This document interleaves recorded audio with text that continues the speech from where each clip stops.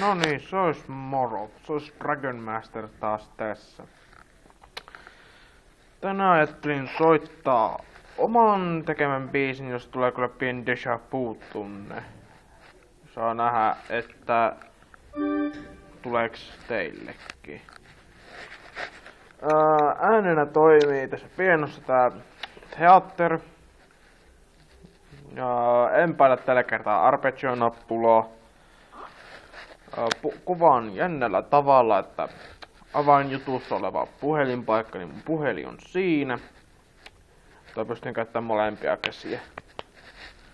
Mut aloitetaanpa.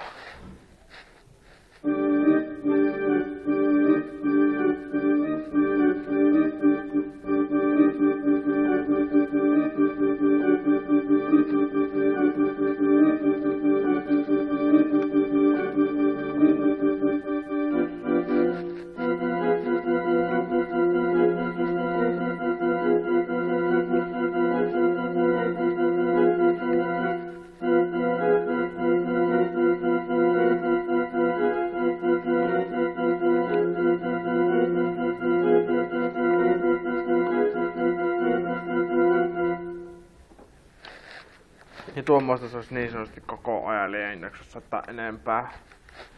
Mutta en ole keksinyt nimeä biisille, niin otan vaikka ehdotuksia vastaan. Ois moro.